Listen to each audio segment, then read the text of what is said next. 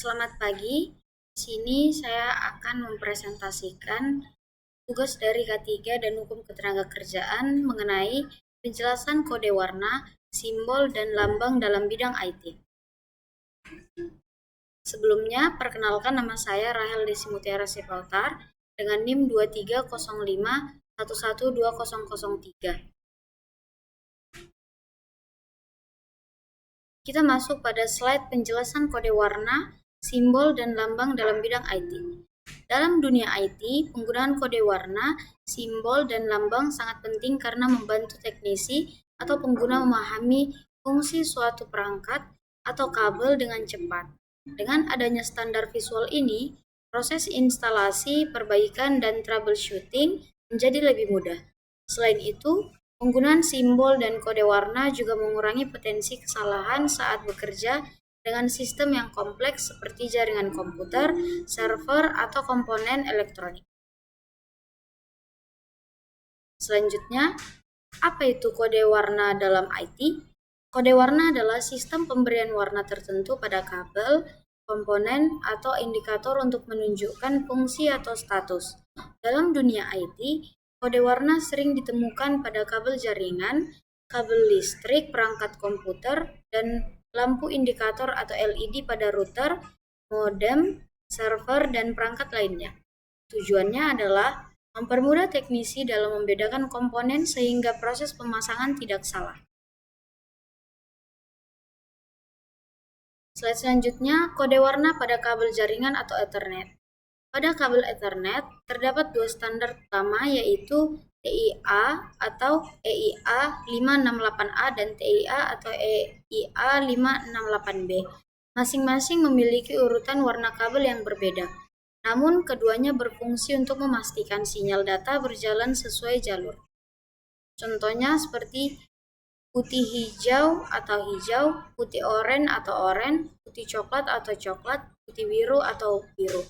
Standar ini penting untuk membuat kabel straight, stroke, dan crossover. Jika urutannya salah, maka data tidak bisa mengalir dan jaringan tidak akan berfungsi. Seperti tabel di samping.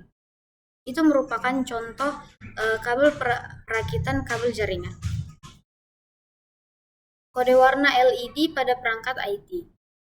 Banyak perangkat IT menggunakan LED berwarna untuk menunjukkan status tertentu. Contohnya, hijau, perangkat bekerja normal, koneksi stabil.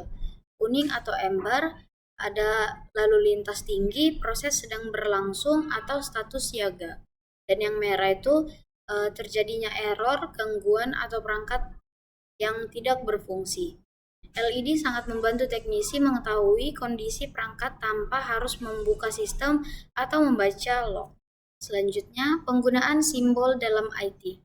Simbol adalah representasi visual yang menunjukkan fungsi atau peran komponen dalam sistem IT. Simbol digunakan agar pengguna dapat mengenali fungsi perangkat tanpa perlu membaca teks.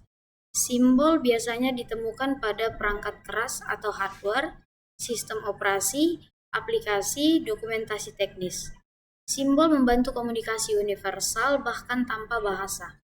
Selanjutnya, contoh simbol pada hardware.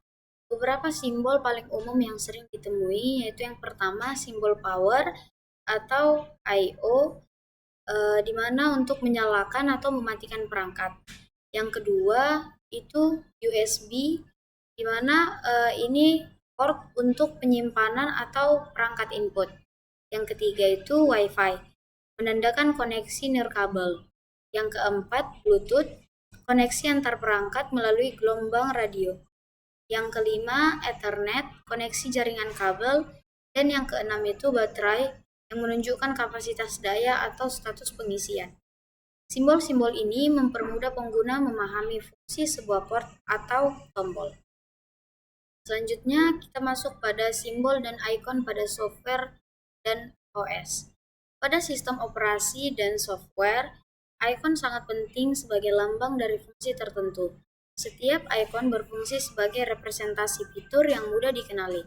Contoh umumnya itu folder, yaitu untuk tempat penyimpanan file.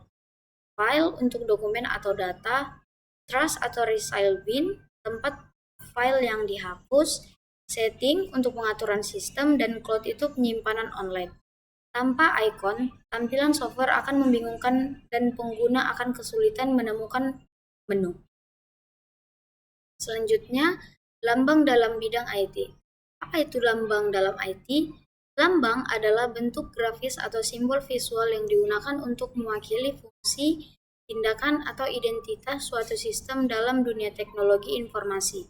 Berbeda dengan simbol yang umumnya menggambarkan fungsi langsung pada perangkat, lambang lebih bertujuan untuk menunjukkan identitas, keamanan, sertifikat, standar, atau merek teknologi tertentu.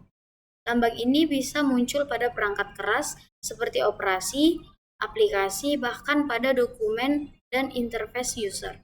Selanjutnya, lambang keamanan cyber yang umum. Yang pertama itu gembok untuk keamanan data, enkripsi, dan protokol HTTPS. Yang kedua itu shield untuk perlindungan keamanan, antivirus, atau firewall. Yang ketiga key atau encrypted key untuk otorisasi dan autentikasi. Yang keempat firewall icon untuk menandai sistem pemfilteran jaringan. Dan yang kelima, warning, untuk peringatan pada konfigurasi sistem atau jaringan. Manfaatnya untuk memudahkan identifikasi tingkat keamanan dalam sistem IT. Yang terakhir, kesimpulan. Kode warna, simbol, dan lambang dalam IT membantu pengguna dan teknisi memahami fungsi, status, serta keamanan suatu perangkat atau sistem dengan lebih cepat dan jelas. Kode warna mempermudah identifikasi komponen seperti kabel dan indikator. Simbol menjelaskan fungsi pada hardware maupun software. Sementara lambang memberikan informasi tentang identitas dan tingkat keamanan sistem. Dengan ketiganya, proses instalasi penggunaan hingga troubleshooting menjadi lebih mudah, terarah, dan minim kesalahan. Sekian dari penjelasan saya mengenai penjelasan kode warna, simbol, dan lambang pada bidang IT. Kurang lebihnya saya minta maaf. Bye-bye.